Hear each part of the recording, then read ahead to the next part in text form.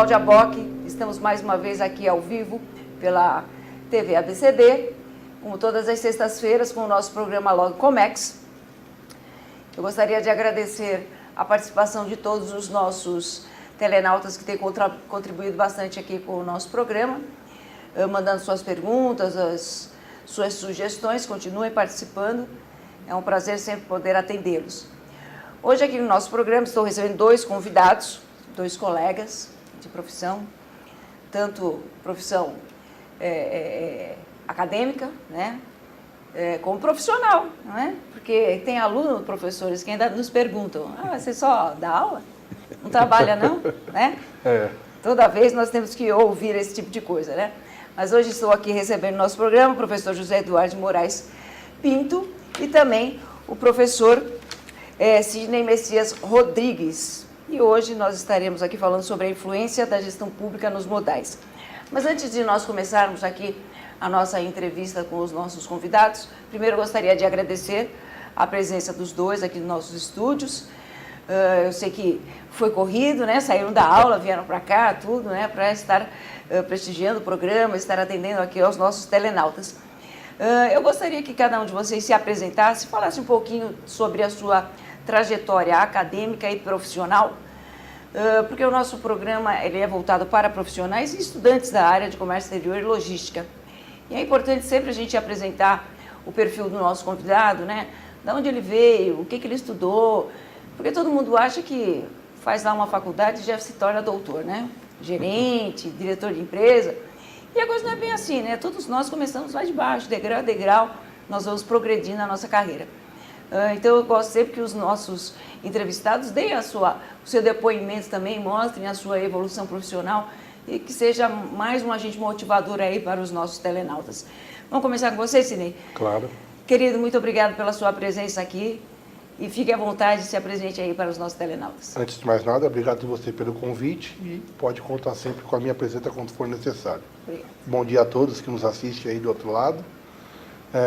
Bom, como a Cláudia disse, né, a minha experiência profissional, pensando em gestão acadêmica, eu sou formado administrador, sou pós-graduado em logística e supply chain e também pós-graduado em gestão de serviços. Uma outra situação que profissionalmente eu atuei por algumas empresas. Eu atuei pela Ambev durante 4 anos, lá eu tive uma carreira profissional até chegar ao cargo de gerência. Consequentemente a isso, eu trabalhei em outras operações, trabalhei também na CCE, trabalhei em operadores logísticos como a Quality Logística e o Grupo Manserve. Atualmente, eu ministro aulas na FMU, presto consultoria pela minha empresa, que é a FR Consultorias Empresariais e Administrativas, na qual o José Eduardo, mais um outro professor que não está presente, nós somos sócios. E dou aulas às manhãs, às noites e à tarde eu presto consultoria para uma outra instituição, que é Colégios e Faculdades INASE. Fora outros clientes que a gente tem dentro da empresa. José? Eduardo? Bom dia a todos, pela né? sua presença aqui conosco. Eu que agradeço, é um prazer a gente estar aqui, podendo agregar alguma coisa, né, para o público, o seu público, né, que eu acho que é uma necessidade da gente poder contribuir de alguma forma com o que a gente aprendeu, né?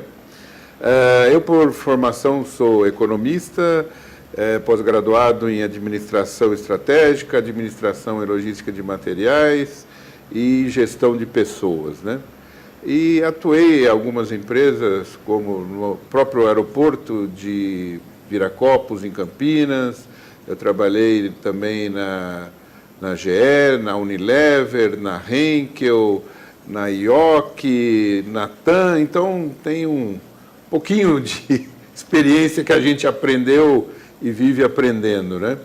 E faz 5 anos que eu recebi um convite para ministrar aulas e acabei sendo mordido pelo bichinho, né, como o pessoal costuma dizer, que é até uma coisa bastante interessante, porque a gente pode estar passando para essas pessoas, né, como eu disse no início, agregando valor, ajudando, auxiliando no conhecimento dessas pessoas.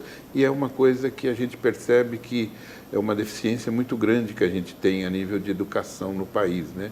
Então, o que a gente puder agregar sempre é importante, né? A gente poder ajudar de alguma forma, né? Agradeço, então, vocês mais uma vez. E, olha, já começamos aqui o nosso programa com a participação do Felipe de Frankfurt.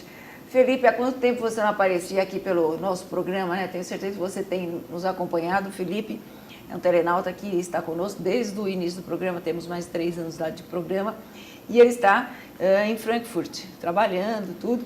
E ele diz: bom dia, Cláudia, mais um belo programa com um tema pertinente para os que estão nesta área de comércio exterior e logística. O programa está cada vez melhor. Felipe, um grande abraço para você. Espero que um dia, quando estiver de passagem aqui no Brasil, você venha aqui nos visitar dos nossos estúdios. Então vamos lá, né? O tema de hoje é a influência da gestão pública nos modais, né? Primeiro, acho que seria interessante nós falarmos exatamente, nós darmos o conceito do que vem a ser a gestão pública dentro da questão de transportes. Quem é que vai se habilitar? José. Pode começar. Bom, se a gente imaginar um pouco, voltando um pouquinho no tempo, né? Nós tivemos uma influência bastante significativa a nível de gestão municipal, estadual, federal, ao longo do tempo, né? Uma influência extremamente grande. Por quê? Nós tivemos lá no passado, por exemplo, Barão de Mauá, que começou com as ferrovias em 1880 e pouco. Depois nós tivemos a evolução disso, caminhando um pouquinho mais para frente, nós tivemos uma influência bastante grande quando o JK começou a mudar um pouquinho esse país, que a gente começou a se preocupar com uma série de coisas a nível de industrializar o país, né? Crescer o país 4 anos ou 5 anos em 50 anos em 5. Ou seja, isso transformou bastante o país ao longo do tempo. E, obviamente, você requer uma série de influências e de infraestrutura que tem que ser criada pelo governo, né? Porque a gente precisa criar alguma coisa para poder fazer com que aquilo possa funcionar. Eu preciso planejar e implementar aquilo. Então, isso demanda uma série de coisas. Esse que é um grande problema nosso. A gente costuma planejar bastante, fazer projetos, mas não os implementa. Isso é um problema extremamente sério. Tanto é que a gente tem hoje, a gente ouve falar muito em apagão logístico, problema de transporte aqui, acolá, os nossos modais, de maneira geral, que a gente tem um problema grande. E isso está refletindo hoje, porque nós crescemos muito e nós não fizemos absolutamente nada para que essa infraestrutura pudesse, né, nos sustentar hoje, né? Infelizmente. Dentro disso que você está falando, inclusive ontem parece que a presidente deu continuidade às aplicações aí do PAC 2, né? E eu sempre coloco o seguinte, né? O PAC 1 ele nem foi concluído, mal os seus investimentos foram efetivamente aplicados, né? As obras foram realizadas, de repente se lançou o PAC 2 e nós percebemos que em termos de infraestrutura que serviria diretamente para a logística e o comércio exterior desse país, muito pouco foi feito. Infelizmente. Muito pouco foi feito. Nós vimos que algumas estradas foram privatizadas, né, foram concedidas a sua exploração financeira. Nós vimos que alguma coisa foi feita em relação aos portos, com a privatização de mais alguns terminais. Alguma coisa mais quase que irrisória foi feita também em relação ao transporte ferroviário, né? Me diga uma coisa, como é que se tem tanto projeto, por que se tem tanto projeto, tem até o capital para ser investido e parece que nós continuamos com a mesma estrutura da época da ditadura militar, quando efetivamente alguma coisa foi feito de bom para esse país em termos de infraestrutura? Infelizmente isso é uma constatação até complexa, né? E difícil da gente conversar pelo seguinte: a gente sabe que a gente planeja as coisas. E você, como economista, sabe bem, né? Sua formação é essa, então você sabe muito bem. Infelizmente, eu ainda tenho carrego esse fardo de ter sido, de ter essa formação como economista, né? E talvez até eu seja um pouco mais crítico em função disso, que eu levo um pouco para essa área econômica, que é o grande problema, porque nós somos um país capitalista, tá? O sistema, o regime nosso é capitalista. Como capitalista, eu viso lucro.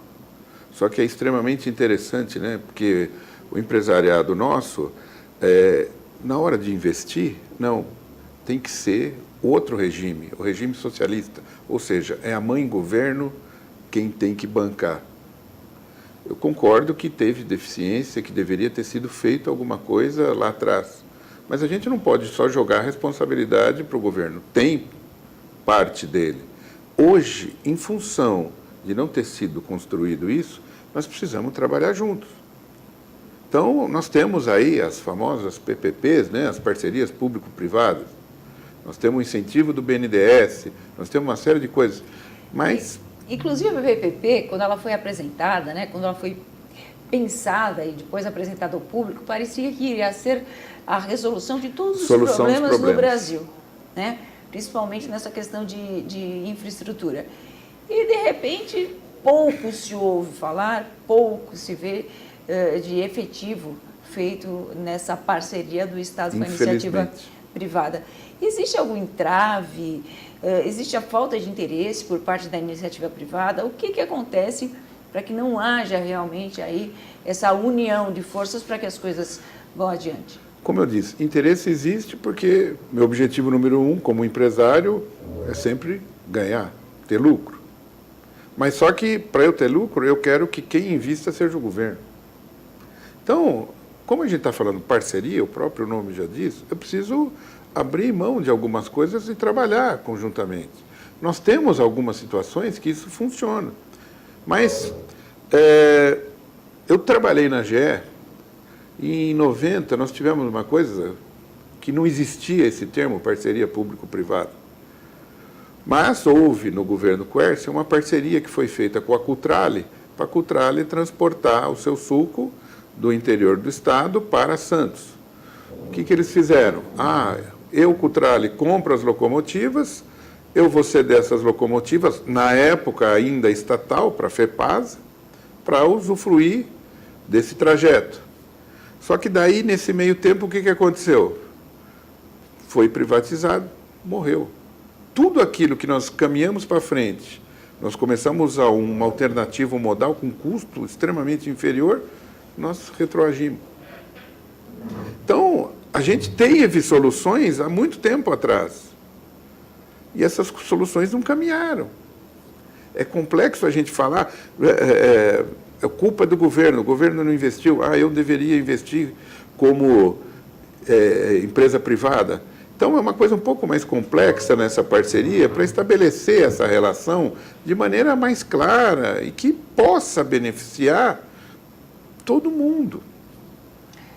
Certo, precisamos fazer um rápido intervalo, voltamos já, continue mandando as suas perguntas aqui para nós. Por gentileza, voltamos já.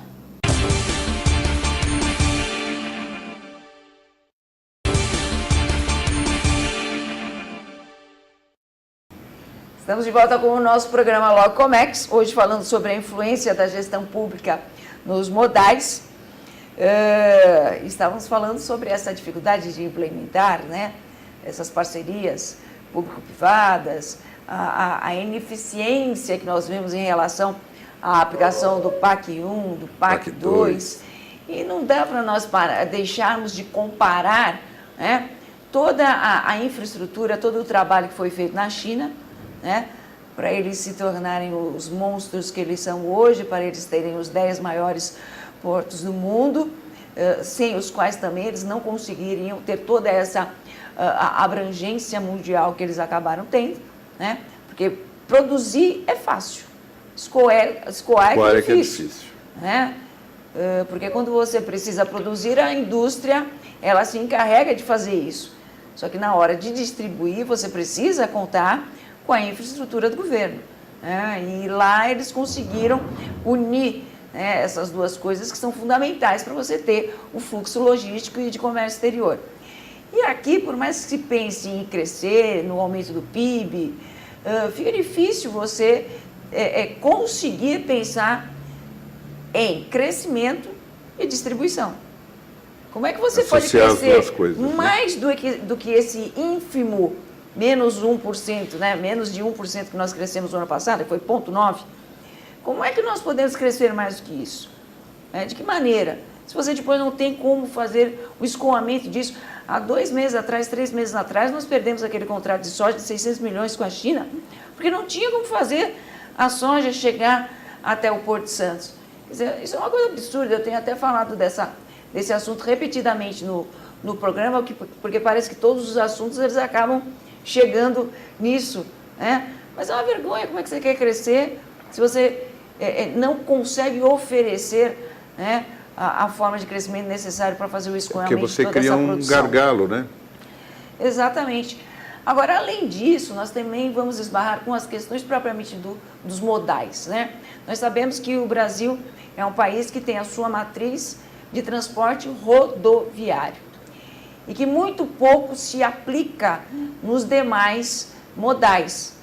Tudo bem, nós sabemos que o transporte rodoviário é o único door-to-door, certo? É aquele que invariavelmente vai estar presente em todos os outros modais, porque nenhum dos outros modais consegue ser autossuficiente, como é o rodoviário. Como é que vocês veem essa questão da modalidade, da multimodalidade sendo tratada pelo governo? Então, esse é um fator muito importante, porque parece-me que nós estamos encontrando agora uma luz no fim do túnel. Os grandes operadores logísticos desse país, podemos citar Login, Júlio Simões, eles estão utilizando esse contexto com uma certa maestria. Por exemplo, vamos falar da Login. A Login hoje é a empresa que trabalha com a cabotagem no cenário nacional.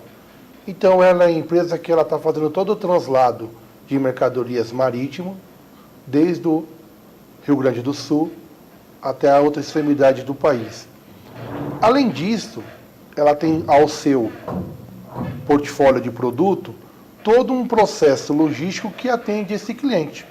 Então ela tem o transporte, ela tem a segurança desse serviço, ela tem a armazenagem desse serviço e, consequentemente, ela entrega no ponto, seja ele dentro do nosso cenário nacional ou até interlocuções internacionais. E neste caminho é que o país tem que migrar para essas parcerias dessas instituições que estão se especializando na multimodalidade. Haja vista que este é um processo que nós entendemos por essa globalização, que ela é irreversível nesse cenário. E que as empresas que não se adequarem com seus processos de infraestrutura, desde a ponta do fornecedor, pensando no seu cliente final, elas automaticamente estarão fora. Então as empresas hoje têm que procurar grandes parceiros, parceiros que atendam em multimodalidade, que possam trabalhar desde a gestão do fornecedor da matéria-prima, que este não é mais só fornecedor, e sim parceiro, então é um braço, é uma extensão da empresa, faz com que esta matéria-prima chegue até o ponto produtivo no menor custo, no menor tempo possível, ajude no reprocessamento e leve para o destino final, utilizando a modalidade que for mais adequada. Utilizando, sim, lembrando o que você disse, que o Brasil hoje, em torno de 52% se consome no transporte rodoviário. Mas que nesses últimos anos, o marítimo e o ferroviário vêm novamente tomando uma força mercadológica e agregando custo no processo, custo menor, claro, trazendo para as empresas uma diminuição considerável no custo do produto e isso refletindo na ponta para o cliente final. Por isso que nós temos ultimamente visto aí uma série de fusões e aquisições, né, por parte de transportadoras que agora estão passando a oferecer um número maior de serviços para o cliente, né? O que se tornou muito interessante, porque além de você concentrar as atividades num prestador de serviço, consequentemente você tem uma otimização de custo também, não é isso? E a outra vantagem em cima disso é que se virou um braço de troca, porque o operador logístico usa da imagem da empresa que ele representa. E a contrapartida também é verdadeira. A empresa faz questão de mostrar aos seus clientes finais quem é o seu operador por uma questão de marketing até do seu produto. Então, começa a passar uma imagem de confiança ao mercado. E esta relação ela é benéfica para ambos os lados, é a famosa relação ganha-ganha. Por exemplo, como eu te citei anteriormente, a Júlia Simões hoje já opera em todos os modais. Para quem não sabe, nos últimos 5 anos ela abriu um armazém ferroviário na região de Mogi das Cruzes, no qual ela atende toda a gama de carga pesada daquela região, e dali ela escoa até o Porto de Santos ou o porto que ela já opera, que é Camaçari. E a Júlia Simões, que é o exemplo aí realmente de um operador logístico que passou por uma fusão, né? Era a transportadora do Grande ABC, e aí foi incorporada aí, a Júlia Simões incorporou a transportadora aqui, né? Tem uma participação do Marcelo Coloda. Obrigado pela participação, Marcelo. Ele diz assim: multimodais estão em falta no Brasil. Para que ocorra uma reversão, adequação para o atendimento do fornecedor, parceiro, indústria, modal escolhido, cliente final, o que fazer? Está perguntando o Marcelo. Obrigada pela participação, Marcelo. O que fazer para que efetivamente essa multimodalidade seja utilizada no Brasil? Bom, Marcelo, antes de mais nada, obrigado pela participação. Como nós havíamos dito já no início, as grandes empresas estão se tornando únicas. Então, as fusões estão sendo inevitáveis nesse processo de operação logística. Dado visto, assistamos no caso da Júlia Simões e também da Login. Temos outros operadores que já vêm por esse caminho. Então, o caminho é exatamente esse. Cada um unir o que tem de melhor para oferecer um trabalho único para esse cliente. Por exemplo, você hoje pode ser um grande transportador rodoviário, mas hoje atender esse cliente só de ponto A a ponto B não é mais satisfatório. Então você tem que procurar serviços que agreguem valor. Por exemplo, você tem que ter uma rastreabilidade no veículo. A empresa de transporte não tem esse know-how. Então ela tem que buscar no mercado parcerias que complementem esse produto que ela está vendendo. E aí ela pode oferecer a rastreabilidade do produto como item de segurança, mas também como performance de atendimento, a famosa OTIF, que é On Time in Full para transportes. Dado essa relação, você vai criando uma rede de confiança junto ao seu cliente, que ele pode monitorar o seu produto online. Não precisa mais ter a preocupação de estar ligando para saber rastreabilidade via telefone. Não. As empresas, através da TIC, da Telecomunicação e Informação Continuada, traz a informação já online para o cliente e dá também subsídio que ele possa acompanhar o produto. Então, este é o caminho da evolução dos modais no país, como já acontece em outros países fora. Aqui temos mais uma pergunta aqui do Jefferson, obrigado pela participação. Ele está perguntando sobre a gestão de risco nos multimodais. Como é que é a gestão de risco? Porque, obviamente, né, quando você entrega a sua mercadoria para um transportador rodoviário, você sabe que é um door-to-door, né, você fica mais sossegado, né? E quando isso envolve a multimodalidade, né, você vai ter o rodoviário com o ferroviário, então você tem um manuseio maior dessa carga, são mais paradas, lugar de estocagem. Marcelo, nosso ouvinte. Bom, Marcelo, obrigado pela pergunta e ela é muito pertinente. Tudo está atrelado àquilo que você quer pagar, né? Eu acho que a gestão de risco, ela pode ser simplesmente a partir de uma escolta, como todo um processo tecnológico. Então, assim, a gestão de risco está muito agregada ao valor do produto. Se o produto tem alto valor agregado, então você tem que ter uma gestão de risco melhor. E isso envolve tecnologia, segurança. E existem empresas especializadas nesse setor que já estão incorporadas a grandes instituições logísticas, como a própria Júlia Simões. Você não ter o serviço ou ter é uma condição do cliente hoje. Então você tem composições de valores que atendem essa necessidade. Por exemplo, você não vai colocar uma rastreabilidade via satélite com comando de escolta em produtos de baixo valor agregado, mas e sim em produtos eletrônicos. Então você tem que analisar qual é o primeiro perfil da sua carga, qual que é o valor agregado. A partir daí, sugerir soluções que passam de uma simples escolta até uma rastreabilidade via satélite ou até um acompanhamento door-to-door. Se você for esse o caso, através do quê? Você faz uma gestão de roteirização de entrega e através dessa gestão da roteirização, você faz o comando via satélite do veículo. Caso há, por algum motivo, uma inoperância de quem está fazendo o processo, que é o motorista, ele sai da condição que foi planejada, automaticamente o veículo é bloqueado. E esta cabine também só é aberta quando existe esse sistema, quando chega no ponto de destino e o desbloqueio é independente da gestão do motorista. Então, assim, a gestão de risco, ela parte basicamente do simples para o complexo. Você tem que analisar o que você quer como gestão de risco e em cima do valor do produto que você está carregando. É custo-benefício. Custo-benefício. Tá Perfeito. Certo. Maria Cecília aqui, participando do nosso programa, muito obrigada pela participação. Ela está pedindo para que vocês expliquem qual é a diferença entre intermodalidade e multimodalidade. Intermodalidade e multimodalidade, né? Bom, intermodalidade seria entre modais, né? Por exemplo, entre o modal ferroviário e o rodoviário, entre o rodoviário e o marítimo.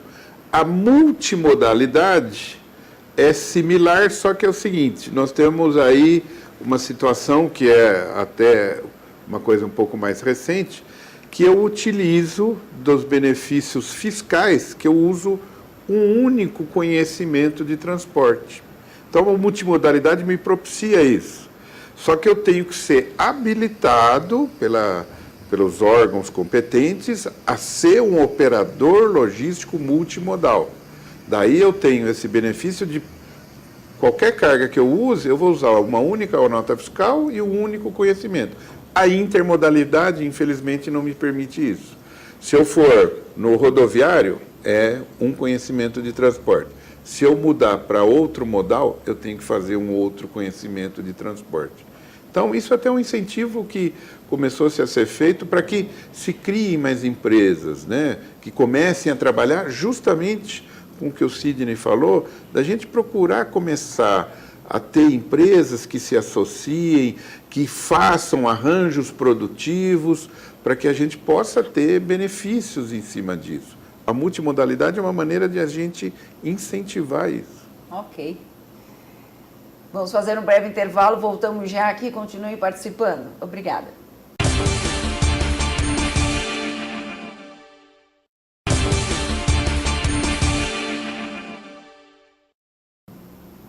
Estamos de volta com o nosso programa Logcomex. Hoje recebendo meus colegas professores José Eduardo e o Sidney. E a conversa aqui está boa, né? Não estamos nem vendo o tempo passar, porque o assunto é envolvente e temos várias participações aqui. Eu vou para a participação agora do Marcelo Coloda. Obrigada novamente pela sua participação. E ele diz o seguinte: a viabilidade de reativar as linhas férreas brasileiras, né, como forma de reduzir aí a utilização da malha rodoviária? Essa é uma pergunta, né? Capciosa. Bom, Marcelo, obrigado mais uma vez pela pergunta. Na verdade, há uma necessidade. O Brasil não pode mais ficar nesse viés só do chão, só da rodovia. Mas nós temos um problema muito sério. Porque, infelizmente, a nossa linha férrea, ela bitola, para quem não sabe, é a largura entre os trilhos, né? Ela foi construída completamente diferente do que é construído em todo o mundo. Então, o que isso acontece hoje? O Brasil tem que passar por uma adaptação da linha férrea para que você não perca o que está construído. E, na realidade, né, nós temos 3 tipos de bitolas aqui. E isso ocorre porque lá nos idos de 1800 e alguma coisa, né, no começo do século XIX, o que aconteceu? O Brasil ele foi retalhado, né? Uma parte foi retalhado para a Inglaterra, um pedaço para a França e outro pedaço para a Alemanha. Cada um construiu um trecho da nossa malha ferroviária. Cada um trouxe a sua tecnologia. E nenhuma das 3 se conversavam, né? Isso, claro, que já passou por uma questão resolvida lá pelos nossos governantes da época. E quem quiser saber um pouquinho mais sobre o assunto, eu costumo dizer que Globo também é cultura, né? Não tem só BBB, Globo também é cultura. E eles fizeram uma minissérie chamada Med Maria, que retrata a construção da Madeira Mamoré, daquele trecho, né? E que lá, para quem não está afim de muita leitura e tal, então passa umas horas assistindo aquele seriado, aquela minissérie, que retrata, na época, as negociações e as negociatas que foram feitas para dividir o Brasil entre esses 3 países, certo? E que, a bel prazer, cada um usou a sua bitola, né? Sem, ao menos, se conversarem para que houvesse uma integração no país.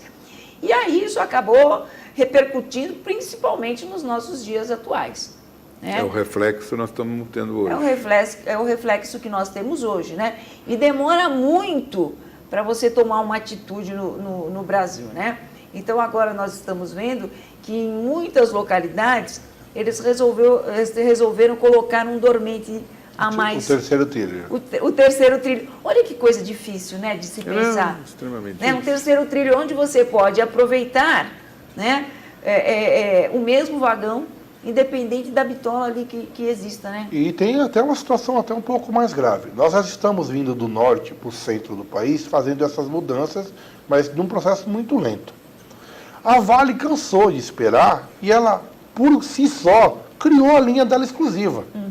Né? Porque ela transporta minério e minério precisa ser em vagão, porque é um produto de baixo valor agregado. Ela conseguiu a concessão junto ao governo federal para poder fazer essa operação. E Ótimo. o trecho de 700 quilômetros que está no estado de Goiás, que era para estar pronto há 2 anos, foi abandonado. E pasmem-se, todas as concessionárias receberam integral. Então existe, ou foi feito agora uma apuração recentemente pela Valec, que é a responsável hoje pela linha férrea, né? E que as concessões estão sendo procuradas para reativarem o processo, porque já receberam, e sobre sanção de multa e não poder mais participar de processo. Aí eu volto a perguntar, e o PAC 1 e o PAC 2, que o dinheiro foi destinado, né, que as empresas receberam? Olha aí o depoimento do Sidney. É nesse aspecto exatamente que eu estou falando. E nós estamos falando de coisas, vou aproveitar o seu gancho da Globo, né? Globo também é cultura, que passou no Fantástico. Que a população tem que ter o hábito um pouquinho mais de ouvir jornal, né? Assistir o jornal, escutar, ou colocar na CBN durante o dia. Ainda que eles só nos apresentem aquilo que lhes interessa, de qualquer maneira, pelo menos isso as pessoas têm que estar acompanhando, né? E é de extrema valia para o nosso país que a linha férrea seja reativada urgentemente. Por exemplo, no sul do nosso país, mesmo sendo precária, a LL se usufrui desse benefício, que traz até a dívida de São Paulo. E no extremo norte do nosso país, a Vale. Então, são exemplos que a gente sabe que funciona. E outra, seria, nosso país é de tamanho continental, então se faz necessário, urgentemente, uma ação direta nesse processo das linhas férreas. Só para complementar, a gente recentemente tem ouvido falar novamente, tá? Principalmente eu acho que depois que aconteceu um acidente aqui próximo, né? Porque a gente divide no trecho da região metropolitana de São Paulo o passageiro com carga. E daí se retomou falar, o ferroanel, não sei o quê. Esse projeto existe aproximadamente uns 10 anos, mas que eles estão discutindo há 10 anos e discutindo e continuam. Só que o problema continua. Então, a agilidade, ou melhor, desculpa, a palavra que mais adequada é a morosidade nossa é muito grande. E volta no que ele disse no início, se planeja, planeja, planeja, mas a efetividade dos fatos é inexistente ou quase nula, né? Então, assim, fica uma situação que as empresas ficam reféns, porque elas têm talvez capacidade produtiva para oferecer mais, e nós encontramos o grande funil, todo mundo joga dentro e a saída é pequena. O Marcelo, o Coloda, que está participando aqui intensivamente do nosso programa, me mandou aqui o site, um link, inclusive, da Gazeta do Povo.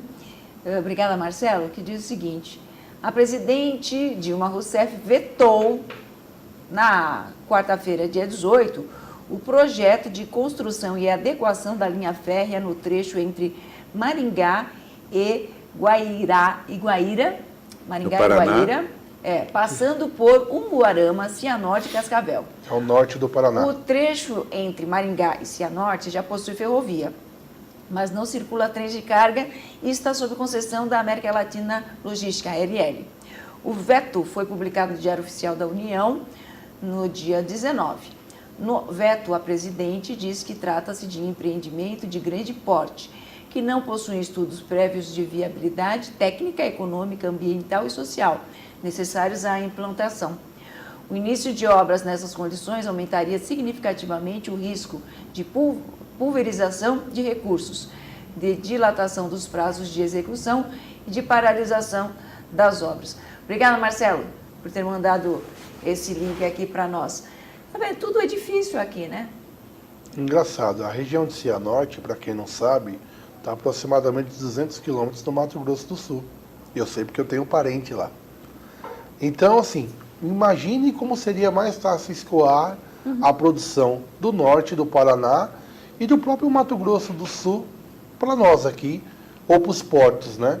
Para poder fazer o escoamento correto, seja através de balsa, ou cabotagem, ou próprio ferrovia. Então, assim, aí você começa a ter esse jogo de interesse, tanto da parte política como da parte empresarial, que ninguém quer ceder para que as coisas aconteçam. E nós temos um lobby rodoviário, acho que violentíssimo. Acho que é um dos maiores, né, do país, né? É o maior lobby do país, é o rodoviário. O lobby Sem rodoviário. dúvida, que representa mais de 50% de todo o nosso transporte hoje entre os estados. E só para complementar esse fator, como é tão importante se pensar nisso, as empresas se tornam cada vez mais caras operacionalmente porque elas têm vários fluxos de transporte rodoviário na qual ela tem que se submeter. Nem sempre ela consegue fazer door to door, mas ela tem que fazer entreposto, passa para outro estado, muda o modal e sempre no rodoviário. E isso traz o quê? Encarece o produto que você, consumidor final como eu, acaba pagando mais caro. Só uma relação de valores, o produto produzido para o preço de venda está aproximadamente na casa de 250% a 300% quando você paga no mercado ou em qualquer loja que você comprar. E não esquecer de falar, né, que o transporte rodoviário não vai perder nunca. Não. Quando muito, com a utilização dos demais modais, ele vai ser otimizado. Né? Exatamente. Ele vai ser otimizado. Quer pontuar, professor? Não, é justamente, quando a gente fala de multimodalidade, né, a gente falou um pouco mais no aspecto até fiscal, digamos assim, mas é justamente a multimodalidade, ou seja, um vai complementar a atividade do outro. É isso que vai trazer benefício para a estrutura como um todo. A complementação da atividade. Então, nunca um vai ser priorizado em relação ao outro, porque eles são complementares. A gente pega o exemplo da própria ARL, que hoje é uma grande operadora logística, né? Porque ela tem o seu trecho rodoviário, o seu trecho ferroviário, né? Ela está passando a se utilizar Exato. de outros modais também, porque vê a necessidade, sabe que com isso vai ter um ganho competitivo no mercado ser igual.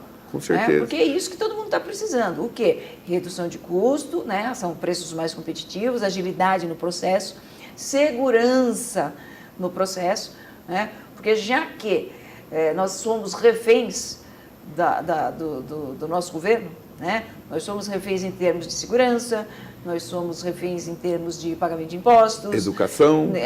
Exatamente, né? Educação, saúde. Chegou até aqui uma pergunta de uma participante que falou assim, ó, por que o governo tem tanta dificuldade em impor plano de ação política afirmativas de saúde, que não tem a ver aqui com o nosso tema, mas que nós vamos mais cair na uma mesma das palavra. dificuldades aqui que nós temos para lidar com a gestão pública. Meus colegas, eu gostaria muito de agradecer a participação de vocês. Infelizmente, o nosso tempo se esgotou.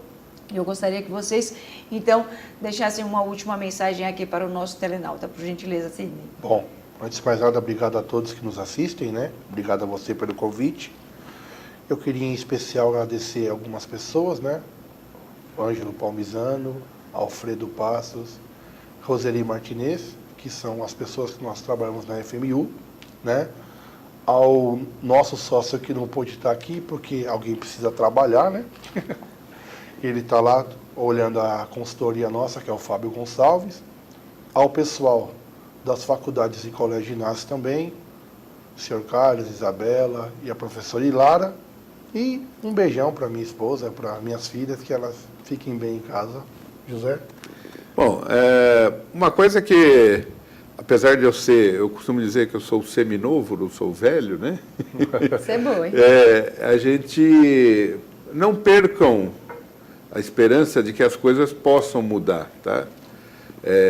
Eu acredito que, mesmo a gente tendo muita dificuldade, eu acho que, infelizmente, eu tenho que trabalhar com as ferramentas que eu tenho.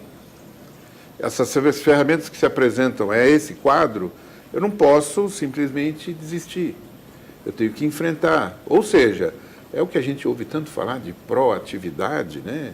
Eu preciso me comprometer, me envolver, preciso participar. É justamente isso que eu acho que a gente colabora fazendo essa entrevista contigo. Eu acho que a gente vem aqui para somar alguma coisa, conhecimentos, para poder auxiliar. Mas, basicamente, não desistam. Tenham fé de que realmente as coisas a gente percebe que estão caminhando para melhor. Vamos ser teimosos, né? Com certeza. E muito obrigado. Eu que agradeço mais uma vez a participação de vocês. E eu preciso ler aqui uma participação aqui do Vinícius. Ô Vinícius, você não colocou o sobrenome, né, querido? Então, mas tudo bem, eu vou ler. Eu vou ficar acanhada, mas vou ler, hein? Eu votei nessa linda mulher. Muito obrigado pela parte que me toca, né? Pena que ela não venceu. Não venci. Eu fui candidata a vereadora, não foi dessa vez. Mas ele diz assim, mas em 2016, voto nela de novo. Já agradeço de antemão aí o seu voto. Se Deus quiser, estaremos lá em 2016 novamente concorrendo aqui como vereadora por São Bernardo. Queria agradecer a participação de todos que estiveram aqui conosco no nosso programa. Continuem ligados no nosso programa Logo Comex, todas as sextas-feiras, das 11 ao meio-dia, sempre trazendo assuntos relevantes sobre logística e comércio exterior. Um abraço a todos e bom final de semana.